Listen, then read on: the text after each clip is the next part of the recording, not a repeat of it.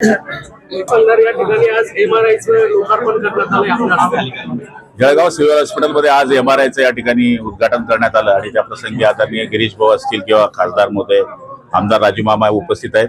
मला वाटतं जळगाव सिव्हिलमध्ये ज्या सुविधा पाहिजे आहेत त्या सगळ्या सुविधा मेडिकल कॉलेजच्या मार्फत या ठिकाणी करण्यात येत आहेत. त्याच्यामध्ये MRI मशीन असेल, काही दिवसानंतर आता CT स्कॅन मशीन 25 दिवसामध्ये दाखल होत आहे, मिल्क बँक आहे, रिप्लेसमेंट आहे, स्टोनचं ऑपरेशन करायचं आहे. या सगळ्या सुविधा मला तरी असं वाटतं उत्तर महाराष्ट्रामध्ये जळगावमध्ये जे आहेत त्या कुठेच नसतील अशा पद्धतीचं आमचं हॉस्पिटल या ठिकाणी तयार झालेलं आहे. हो, गिरीश भाऊ आणि तुम्ही दोघांनी जाऊन आतमध्ये मशीनचं उद्घाटन केलेलं आहे आणि पाहणी पण केली. आता महाराष्ट्र राज्यामध्ये कोणाकोणाचे ऑपरेशन होतील असं वाटतं? गिरीश भाऊ पूर्वी या खात्याचे मंत्री होते आणि त्याच्यातले त्यांनी त्या मशिनीची माहिती घेतली की कोणत्या कंपनीचं आहे. त्यामुळे असं काही करण्याची गरज राहिलेली नाही आहे. कोणाचंच ऑपरेशन करण्याची गरज नाही. आपणे आप ते पेशंट आमच्याकडे येत आहेत. हो, पण जळगाव जिल्ह्यात एक ऑपरेशन होते की सगळे जे शरद पवार गटातले जे विरोधक होते विधानसभेत लोकसभेत खूप प्रचंड टीका आपल्या महायुतीवर केली होती, ते सगळे आता आज हे बघा, तसं म्हणायला घेतलं तर ज्या लोकांची आमच्या विरुद्ध कॉन्टेस्ट केलं त्या लोकांना पक्षामध्ये घेणं माझ्या मतीप्रमाणे हे उचित नाहीये. पण आता शेवटी ज्याची त्याची बाजू आहे. पण काही लोक जे येत आहेत ते फक्त पक्ष वाढवण्याकरता येत नाहीये, तर त्यांनी केलेली जी घाण आहे ती घाण दाबण्याकरता येत आहेत. आणि काही दिवसानंतर त्यांच्या लक्षामध्ये येईल की आपण यांना घेतल्यानंतर पश्चाताप झाला की फायदा झाला. भाऊ, अजितदादा पवार झालो पाहिजे होतील ना, वाट बघा. पण असंही म्हटलं जात आहे की एका वेळेस छगन भुजबळ हे मुख्यमंत्री होऊ शकतील पण अजितदादा नाही, असं संजय राऊत म्हणतात. संजय राऊत काही फार मोठे शास्त्रज्ञ किंवा भविष्यकार नाहीये, त्याच्यामुळे त्यांच्या बोलण्याला काही अर्थ नाहीये. ते पुढे खासदार होतील की नाही हे त्यांनी पहिले आपलं भविष्य तपासावं. पहलगाम सारखा हल्ला झाला असताना मोदी 9-9 तास सेलिब्रिटींसोबत मुंबईत येऊन चर्चा करतात अशी त्यांनी टीका केलेली आहे संजय राऊतांनी. जे पंतप्रधान अर्धा दौरा सोडून येतात ते का ते बोलत नाही, हेच का बोलतायत? मला तरी असं वाटतं की अशा पद्धतीने एखाद्या पंतप्रधान बोलणं म्हणजे सूर्यावर थुंकण्यासारखं आहे. रायगडचा पालकमंत्री पद गावगुंडांच्या हाती देऊ नये असंही म्हणतायत ते कोण ठरवणार आहे कोण गुंड आणि कोण संत? हे ईडी मध्ये गेलेला माणूस हा गावगुंड ठरवणार आहे काय?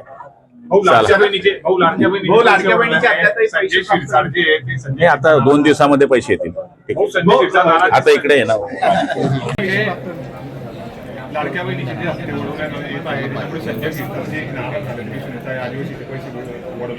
नाही, कुठे पैसे वळवण्याची गरज नाही. आमच्याकडे पुरेसा फंड निधी आहे. ते नियोजन करूनच सगळ्या योजना आम्ही या ठिकाणी केलेल्या आहेत. थोडाफार काय इकडे तिकडे होईल, पण मला असं वाटतं कोणाचाही निधी कोणाला दिला जाणार नाही, काढला जाणार नाही. सगळ्यांना वेळेवर पैसे मिळतील. सगळ्या विभागाला, समाज कल्याण असेल किंवा काय आदिवासी विभाग असेल, असं कोणताही निधी इकडे तिकडे वळवण्यात येणार नाही. तात्पुरती काही व्यवस्था केली असेल तर मला त्याची माहिती नाही. फायनान्स डिपार्टमेंटला त्याची माहिती असेल 2-4-8 दिवसापुरती. पण लाडक्या बहिणीची योजनाही चालू राहील आणि इतर विभागामध्ये कुठेही पैशाची कमी राहणार नाही. भाऊ, जो हल्ला झालेला आहे 400 कोटी रुपये वाढवण्यात आले लाडक्या बहिणीसाठी, सामाजिक न्याय भवनाचे मला वाटतं तात्पुरती व्यवस्था ती असेल, ते काही कायमची वळवले असं नाही आहे. मला माहिती नाही, मी माहिती सांगेल. पण अशा पद्धतीने मी आता 35 वर्षाले आमदार आहे, मी 15 वर्षाले मंत्री पण होतो. अशा पद्धतीने काही टेम्पररी व्यवस्था असेल तात्पुरती ती करावी लागते, त्याप्रमाणे केली असेल. पण ते काही कायमस्वरूपी वळवलेले नसतील किंवा वळवता येत नाही. 2-4-8 दिवसापूर्वी तात्पुरती व्यवस्था ती असेल. जो हल्ला झालेला आहे मुख्यमंत्री झाले पाहिजे. सगळ्यांनाच वाटतं. आपण बोर्ड पाहिलेले का इलेक्शनच्या काळामध्ये किती जणांना वाटतं. आता राऊत म्हणता की हा होणार नाही, तो होणार नाही. पण राऊतांनी तो उद्धव ठाकरेंना पंतप्रधान करून टाकलेला आहे. देशाचे भावी पंतप्रधान उद्धव ठाकरे व्हावे असं राऊत म्हणाले किती वेळा, रेकॉर्ड आहे. त्यांना काय एवढं वाईट वाटतंय कोणी काही म्हटल्यावर? आणि प्रत्येकाची इच्छा असते, तो व्यक्त करत असतो. पण काय ठरवत असतं कोण काय होणार आहे म्हणून. तो जो भ्याड हल्ला झालेला आहे त्याला जबाबदार अमित शहा आहे, शहाने राजीनामा दिला पाहिजे असं राऊत म्हणताय. राऊतांचं डोकं तपासलं पाहिजे. आता आम्ही मशीन लावलेलं MRI नवीन, त्याच्यामध्ये त्याच्या डोक्याचा आपण मला असं वाटतं पहिल्यांदा ट्रायल त्याच्या डोक्याची इथेच घ्यावी. ते काय बोलतील त्याचा काही भरोसा आहे का? डोकं फिरल्यासारखं ते बोलतात. त्यामुळे त्यांच्या बोलण्याला कोणी आता किंमत देते ना, काही फार अर्थ नाही. राज ठाकरे आता भारतात आलेले आहेत असं संजय राऊत पण म्हणतायत. मग कुठे गेले? तो बाहेर गेले, तर फिरायला गेले, तर आले असतील. आता भाऊ, जिल्ह्यातले 2 माजी मंत्री, 4 माजी आमदार आज शेकडो कार्यकर्त्यांसह अजित पवार गटामध्ये प्रवेश करत आहे. शरद पवार पक्षाला चांगलं आहे, आनंद आहे. ते आमचे मित्रपक्ष आहे, आमच्या मित्रपक्षाला देत आहेत. पण एक काही आमचा प्रोटोकॉल ठरलेला होता की जे आमच्या विरोधामध्ये लढलेले आहेत फेसबुकच्या कॅन्डिडेट त्यांना आपण घेऊ नये असं एक प्रोटोकॉल होता. पण आता तो पाहायला गेलेला नाही. आम्ही बोलू वरती त्या बाबतीमध्ये, परंतु ते घेत आहेत चांगलं आहे. शरद पवार गटाला सोडून किंवा गटाला सोडून अनेक लोक आता महायुतीमध्ये येत आहेत, त्यांचं स्वागत आहे. आपले शहरातले नेते तुम्ही अजितदादांची काही चर्चा केली का या संदर्भात? नाही, मी या संदर्भामध्ये कुठल्या अजिताची चर्चा केली नाही किंवा त्यांनी आम्हाला विचारलेलं नाही आहे. त्यामुळे असं चर्चा करण्यात काही प्रश्न आहे, त्यांचा पक्ष आहे, त्यांचा तो निर्णय आहे. पण युतीमध्ये ठरल्यानंतर देखील असं पक्षप्रवेश होत आहे. करायला नको, अजित माझं तेच मत आहे. अजित पवार मुख्यमंत्री मागच्या काळामध्ये हे सगळे जे तिकडे गेले ते आमच्याकडे येणार होते, आमच्याकडे येणार होते. गेल्या 2-3 महिन्यापासून इलेक्शन झाल्यापासून गुलाबभाऊची मी चर्चा केली, त्यांनी नकार दिला. त्यामुळे मग आम्ही त्यांना घेतलं नाही. आणि साहजिक आहे, आम्ही मित्रपक्षात आहोत, त्यामुळे यांच्या विरोधामध्ये ते लढलेले आहेत, पारोळ्याला लढलेले आहेत. त्यामुळे आम्ही त्यांना घ्यायचा प्रश्न येतच नाही. महायुतीच्या विरोधात कुठेतरी महायुतीच्या विरोधात त्यावेळी दबाव टाकण्याचा प्रयत्न राहीलच, कारण अर्थ खातं जे आहेत अजित पवारांकडे हे जी एंट्री करताय सगळे जे ऑलरेडी आपल्यावर असू द्या ना टाकली काय. होती, पण ज्यावेळेस डीपीडीसी असेल किंवा इतर निधी असेल त्यांचं पण असं काही डीपीडीसीवर वगैरे काही डायरेक्ट मंत्री सांगतील वरतून आणि तिकडे निधी वाटा, आपल्या लोकांना असं काही होत नाही. डीपीडीसीचा मालक जे आहेत ते पालकमध्येच असतात, त्यामुळे त्याचा तो अधिकार आहे. आणि शेवटी मग फायनान्स मिनिस्टर आहेत, त्यांना वाटलं कोणाला काय द्यायचं देऊ शकतात. पण आता इथे मित्रपक्ष म्हणजे महायुती आमची आहे, सगळ्या गोष्टी विचारपूर्वकच कराव्या लागतील. महायुतीच्या विरोधात हे पक्षप्रवेश होत आहे असं म्हणायचं हां? का? महायुतीच्या विरोधात हे पक्षप्रवेश होत आहेत का यांच्यामध्ये? नाही, विरोधात असं मी म्हणणार नाही.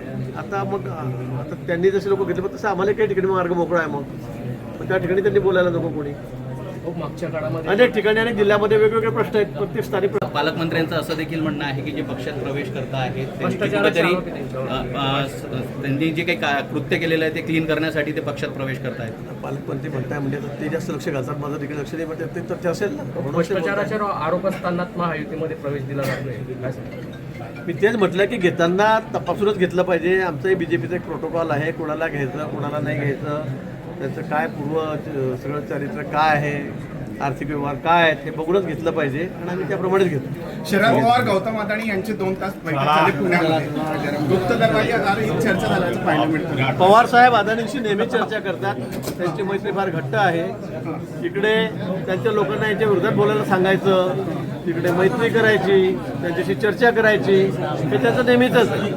शरद पवार गटामध्ये आता भाकरी फिरले जाणार आहे, अनेक पद ते बदलवतात आगामी निवडणुकीच्या पार्श्वभूमीवर. त्यांना शुभेच्छा आहेत आमच्या, त्यांनी बदलावा.